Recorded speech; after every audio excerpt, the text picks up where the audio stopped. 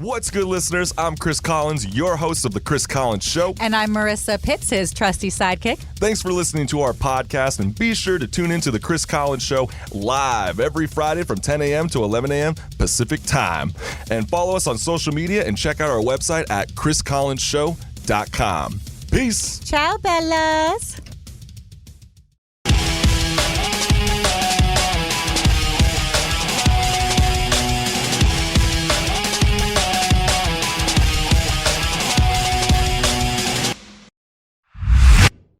Alrighty. So we're getting them all in. You know, I know it's a little crazy. I love it.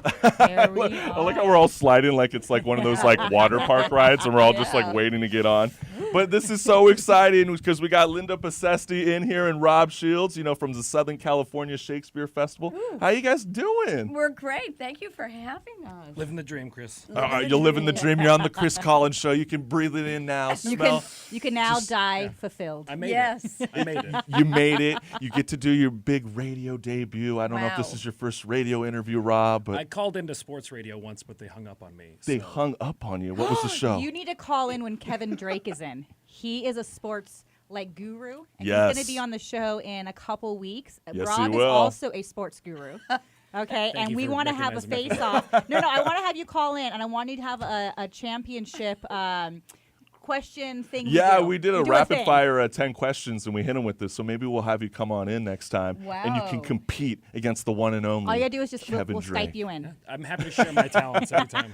But I know what we really came here to talk about is obviously, you know, Linda, you're the founder and artistic director of the Southern California Shakespeare Festival. Yep. And I know, Rob, you are the vice president of the Shakespeare Guild over at Southern California. And now you're one of the directors. And could you tell me the play that you're doing by Shakespeare that I always keep butchering every single time? Whoa, butchering. That's a good image. It's a Shakespeare image. Yeah, it's Yeah. Titus Andronicus, which is Okay. one of Shakespeare's first plays, and it's attributed to be his bloodiest play. Yeah. I love Um, blood. Yeah, which is great. I mean, anytime you can get Quentin Tarantino-esque in anything, I'm sure the the people around will really enjoy that. Yes. That's true. Especially in Pomona. Yes. But, Yeah. let's not I mean- diss Pomona. No, I'm not dissing Pomona. Pomona is, you got to be hard to go through Pomona. You got to be street smart.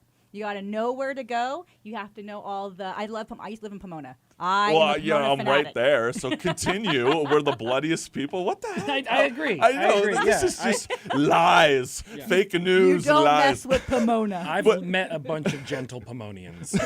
Pomonians. But I think with this play, I think it's kind of interesting because I was always told about this play, Titus. It's one of the bloodiest plays, Yeah. but back then, 400 years ago, this wasn't really a play for the people.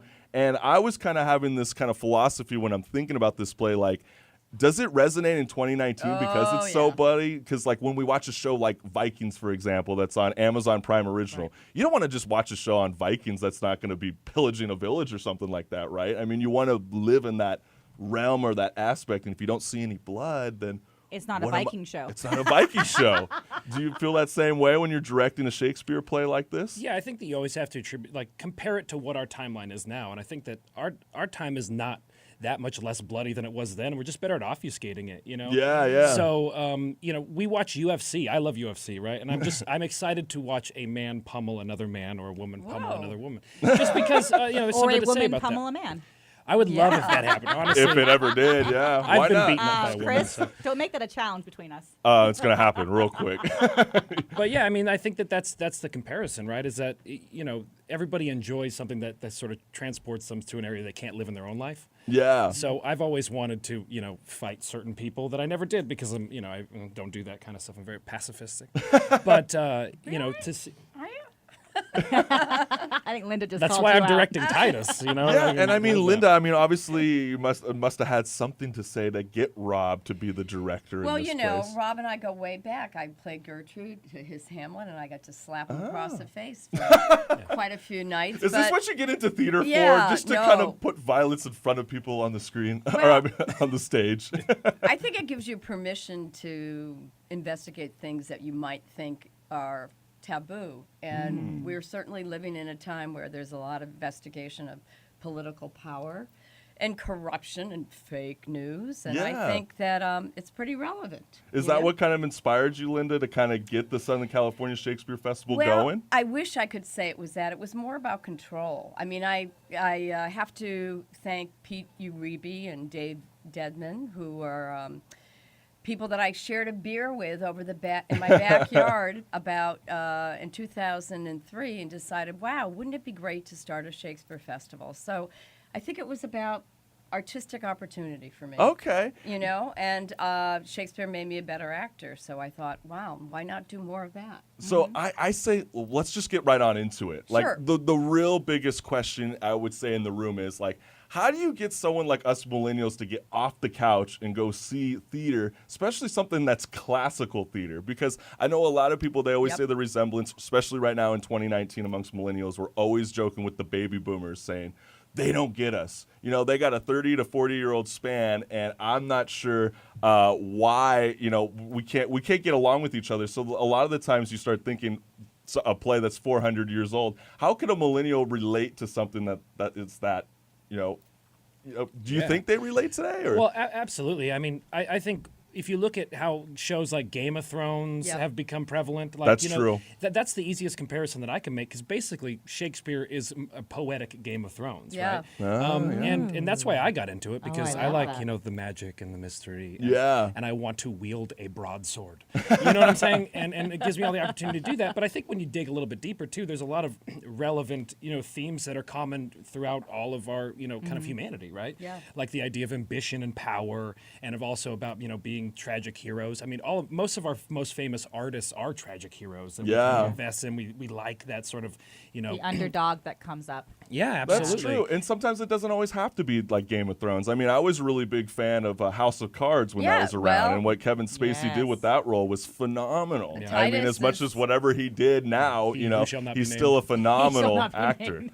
You know, and that's what I always think. So it's like when I'm thinking about, you know, Shakespeare, it was always something that everybody says is it was something that was meant to be listened to. It's supposed to be spoken out loud. Spoken. And what do you mean by that? It wasn't meant to be read silently in class and then have a scholarly discussion, which is valid and wonderful, but he wrote it to be spoken. It's an oral experience.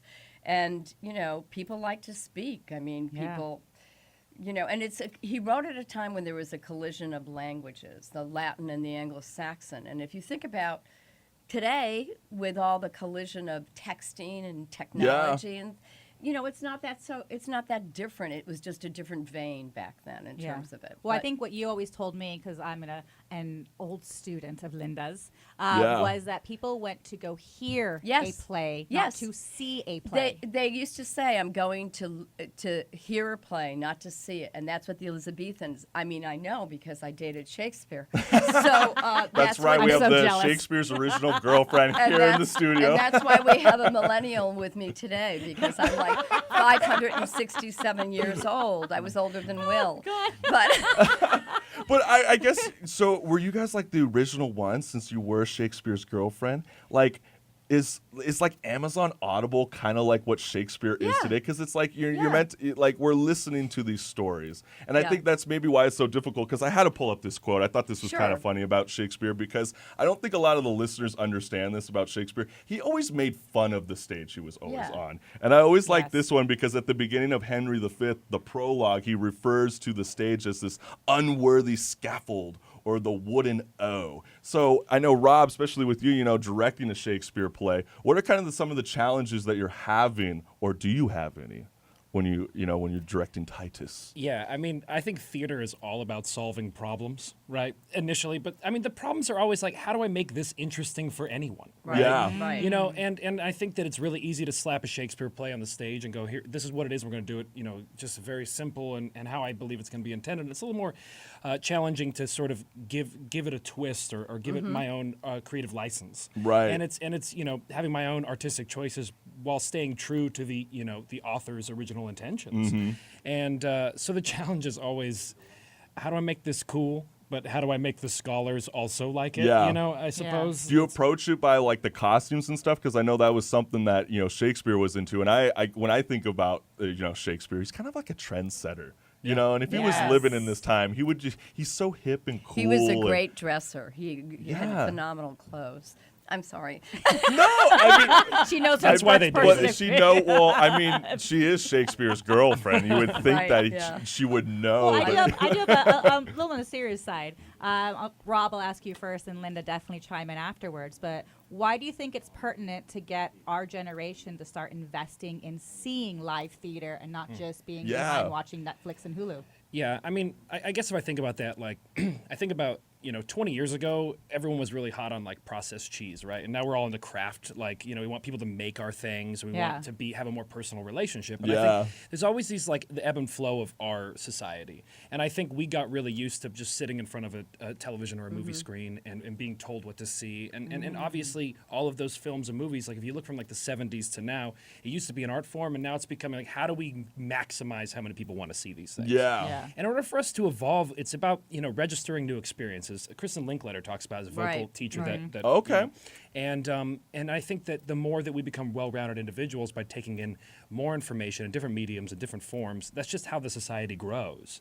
And I think right now the reason why you have to see live theater is because it's not made for the masses; it's made for that community.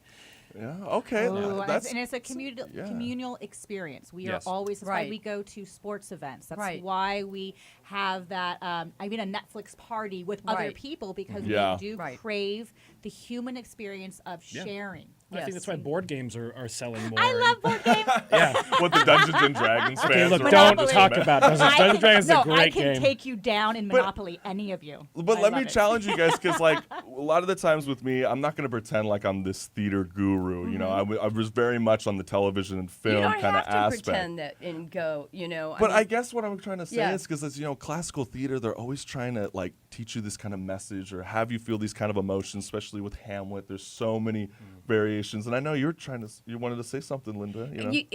you just have to tell the story, and Yes. why young. Look at I train actors. Shakespeare, if you can embrace it and you can love it, and even if you hate it, it makes you a better actor. I mean, think of the actors that you admire.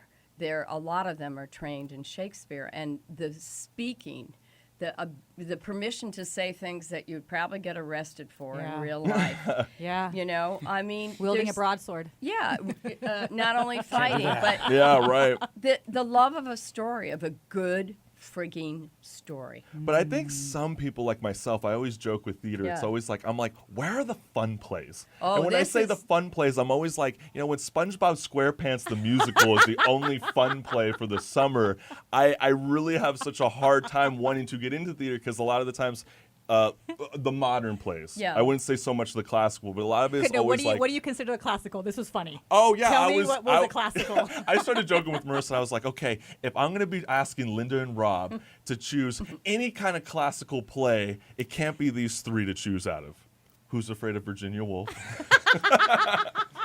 It's a modern. Okay, Modern. I won't let you say arsenic and old lace, Modern. Modern. and then I won't You had let a you good one. say. You have a good one. Why am I blanking What out is- on the third remember? one? What was the third one? I'm blanking out, Marissa. Because it was so classic, it was A Midsummer's Night's Dream. so we That got was one it. out of three.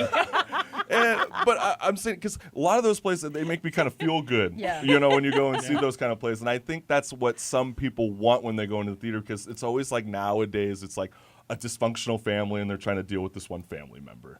Do you feel that that's happened a lot, or do you think there's actually great plays and Yeah. we're not seeing them? Or Well, I think that it becomes like these canonical pieces, right? That we go like, this is the comedy that we always do, or this is the musical that we always do. Midsummer. It's so funny. Yeah. But Shakespeare's 4 plays they always There do. are so many fun plays and Yeah. so many interesting Yes. things, but the challenge always becomes is a theater company in general. How do you stay afloat? Yeah. And if you're not putting up those marquee productions, no one's going to come to see them. So like the challenge of if you want to see fun plays, Yeah. go see theater that everybody sees. Support it, and then we Yeah. can put on those amazing plays that people don't know about. and do or you those- guys rely on subscriptions heavily? Because I know the millennials are not helping out at Well, all. we have kind of a built-in subscription base in the sense that Rob teaches at a wonderful school in Pomona, the School of Arts and Enterprise, and I teach at Cal Poly Pomona. So some of our students are subscription-based.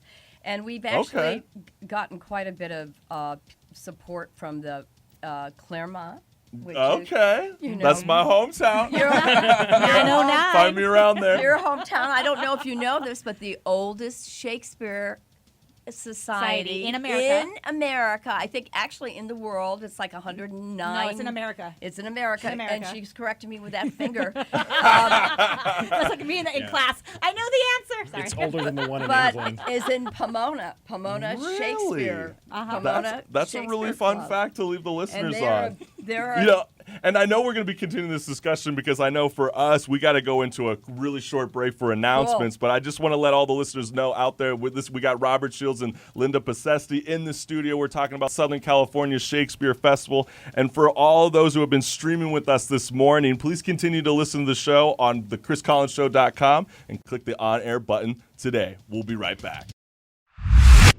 Yo, we're back in the studio with Just Talking, and our guest is Linda Besti and Robert Shields. How you guys doing? good. Thank you for having us, Chris and Marissa. Thank you guys for coming on in. so much. Because we're trying to inspire our generation to step outside, see the sunshine, and go see some theater, right? Yeah. And Marissa and I, we were having so much fun with this. We actually I found love a it. couple quotes from Shakespeare that we were like, I really do believe William Shakespeare, if he was living today in 2019, he'd be such a trendsetter. He would. And I mean, And like he we would were. be the atypical millennial. It's so true, and we were kind of talking about it a little bit with, like, you know, the Right. costumes, right? I mean, he would probably be like such an Instagram diva, Kanye West, maybe.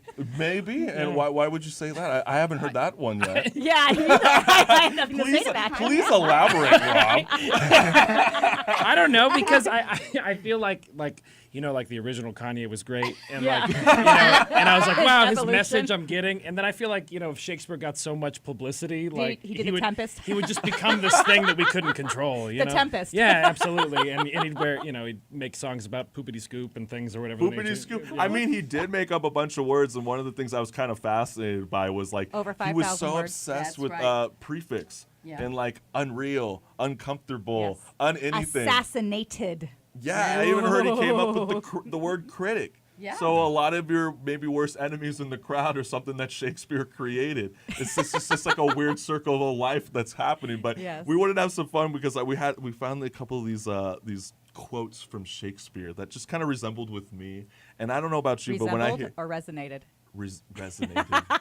Oh, see, I Dang, could. it's a critic. I know what a critic over here. And you just made up a new use of that word, and I like it. It was Thank great. you. See, that's what Shakespeare Chris. would have done. Yeah, he would have, Yeah, definitely. But what I would be saying is, like, I love this quote when he's like, "Come what come may, time and the hour runs through the roughest of days." And I think like people got to realize, Macbeth. with us, Yeah. like, right? And I mean, like, Yeah. Is like, that COME or CUM? I Because have it no- changes the the meaning of the quote. Don't start confusing the Too much? listeners Too now. much? Yeah, too Okay. much. Too much for the listeners. Too soon, too But- soon. Even Will would say Bring too it- soon, bring it Marissa, up. too soon. Listen to Shakespeare's come what, girlfriend. come May, time and hour runs through the roughest day. Whoa, If you read it again, it's better. Yeah. And what do you think Shakespeare was saying when he was saying these things? Because when I'm thinking about this, trying to just think of 2019 right What now. do you think, Chris? I think this is really, he's Yes. trying to challenge the mental health and depression Yeah. that's happening amongst Yeah. that society. And really, when I'm reading this, something that's 400 years old, I'm thinking it's not too much different than what we are dealing with now. Yep. And like you were kind of touching upon earlier, Rob, Yep. about the whole social media, kind of, dealing with the anguish of just everybody just constantly looking at you, and you always got to make sure you got the right picture, the right kind of philosophy in life. And I think really with Shakespeare, when he's also got this other thing that I loved a lot, which is only great minds can afford a simple style. Yeah. And do you? And what I would say is, do you think Shakespeare really was a simple man with a simple style? With a I great think he mind. was a complicated man. Well, I know he was because I knew him and dated him. No, I think he was complicated. I think he was ambitious, and I think he wanted to give his friends jobs, and he Yeah. wrote for actors. I think he was really, really, really profoundly affected by the death of his son. Yes. And Hamlet. what do you think, Rob? Well, I think that's a great quote because what it really means is that if you're really great, sound mind, and you're a true artist, you're not really concerned with what other people think. Right. I think that's like the greatest victory is what defeating yourself. Yeah. Whatsoever, and like in order to be someone who can set trends and create stuff, and especially in that world where like critics Yeah. are Right. all over you, that. Yeah. yeah, you need to have that confidence to be Which- like, well, I'm going to make what I'm going to make. Yeah, and which come reminds what me come may. you know? of a quote I liked from that Ophelia said from Hamlet. We know what we are, but not what we may be. Right. Dun, Yeah. dun, dun. No, I love that. That just I feel like I really- hear the Star No, but it Wars kind of resonates. like thing kicking No, in. what you're saying, Rob, about if you are an artist and you're following your dreams and your Right. path, and here's what you want and who you want to be and everything, but you don't know where that path takes you. You know, when you asked about who Shakespeare might be, I think Lady Gaga in so many ways Oh. because she Yeah. breaks I mean, she doesn't really. She breaks the rules, She right? doesn't Yeah. care. She breaks the rules. She's out of the box in so many ways. She's, and I think there's a certain kind of the courage about that, Yeah. And so I like to think that it would be a woman, Shakespeare. I think that's an interesting philosophy. We got Lady Gaga and Kanye. Maybe we have to start a poll up Wow, and see there you go. who Shakespeare resembles Maybe the we should most. do Is that. it Kanye? Well, we need to or is know. it Kanye Lady or Gaga? Lady 'Cause Gaga? on the Chris Collins show, this Can is we get something this posted? Can we Yeah. get this posted immediately? I need it posted. I need so you can pick, listeners, when it is posted. Who do you think Shakespeare is today, Lady Gaga or Kanye West? And you know what? I actually kind of want to hear from the listeners too. Please comment on the bottom when we post the poll. I want to hear Yeah. other suggestions. Yeah, Let's just keep yeah. it rolling and let's really show the millennial crowd that Shakespeare's one of us, right? Yeah, and He's Linda and definitely Rob. rolling in his grave right now. So we only have a few minutes left. So can you tell us about SCSS 15th season? Well, we're very, very excited to have Robert Shields direct Titus Andronicus. And I have to thank Marissa Pitts, who's a board member and a wonderful, wonderful actor, as well as. I learned from the best. Well, thank you. Thank you. That was to Linda, Rob. It's okay. I took some of it. But, we're excited that this is our 15th year, and we have a lot of wonderful new visions and possibilities for the Shakespeare Festival. And I'll turn it over to Rob to talk a little bit about Titus, but you can go to www.southern.california.shakespeare.festival.com or .org rather to buy tickets, and the tickets are on sale. Our preview is Where is it located? It's located on the campus of Cal Poly Pomona in the Studio Theater in the Department of Theater and New Dance, and we'd love you to come down and Rock and support roll. it. And Yeah. also, it'll be at the SAE, SAE. in Pomona On September Woo-woo. 13th and 14th, and that's a wonderful partnership we have with the School of Arts and Enterprise. We're very happy to be doing Shakespeare and being together in the Shakespeare pool with this wonderful school that Robert teaches at. Why don't you talk a little bit about Yeah. Titus and what you're going to do with it? I'm playing Tamara. Can Tamara scoot forward a little Yes, absolutely. Let me eat a little I pie. know you can kind of get really relaxed in these chairs here in Yeah, the studio. well, Because poor Tamara is squished between two big boys. Well, that's all right. She knows what to do with that. I'm sure she does. Back to you, Rob. Oh, okay. Yeah, thank you for that wonderful segue. So on the outside of Two Big Boys, so Titus, right? Is that what we're talking about? I think Yes. So, yeah, we're modernizing it, which a lot of people will think, what does that mean? Do you translate the Yeah, text into, That was going to be my prose? number one question. Yeah. What do you mean? No, not at all. It's just the setting, and I think that you can take Shakespeare and apply to different settings because it's always the traditional thing. It takes place in Rome, but the vision that I have is to assume Rome is in our time period and the empire never collapsed. So how comparatively would their political atmosphere resonate with ours, and how much does that sort of the sort of strong fascist sort of ideology, right? Because you see a lot of that in Roman stylings, like it's a very strong central nationalistic base, and how does that resonate? And I'm incorporating different media elements as well as we're bombarded huge. constantly by so much media, and what would that do to affect the society if we sort of put it in Shakespeare's prose? But I think that's kind of the fun with theater, right? You Yeah. can kind of switch Yep. things up. You can kind of revamp everything. It's like we said, back in classical theater, they had so much limitations when it came to the artistic direction and directing style. So I think that's what's so groovy about what you guys are doing with the Southern California Shakespeare Festival. Guys, go out there. It's it's located at the Cal Poly Pomona, and what's the dates again, Linda? It previews on Thursday night, August 22nd, opens on the 23rd, Friday, and our gala is on Sunday, August 25th. It runs in Cal Poly until September 8th, and then it moves down to the wonderful School of Arts and Enterprise. And that is on, I think, Friday and Saturday. 13th and 14th. Yeah, Yeah. listeners, you can Google SCSF. It will automatically pop up. It should be the first thing you will see on there. Click on that box, and they'll tell you all the stuff. And thank you, Oh, both of thank you guys for having coming us. on. You know, I Yeah. mean, this time goes by so quick. You Oh, know, like it's all the great. time. I mean, it's just because we love theater that much. And I just want to tell all the listeners out there, follow Linda Besti and Robert Shields on social media. And where can we follow you guys? What's the best way? Yeah, Instagram at @RobShields_. I'm at Linda Bisesti Reedy. Shout out to my husband, Reedy. Not Will Shakespeare, but Matthew Reedy. I didn't realize that you had an affair Yeah. against Yeah. Shakespeare. Well, Yeah. Shakespeare I'm- did die. Yeah. So, like, she has to move on. I have to move on. I had no idea. I had to move on. You don't see a widow forever now. That is very true. But I just want to remind all the listeners out there, if you like what you're listening to, go to thechriscollinsshow.com and become a member Yes. today. Yes. Thank you.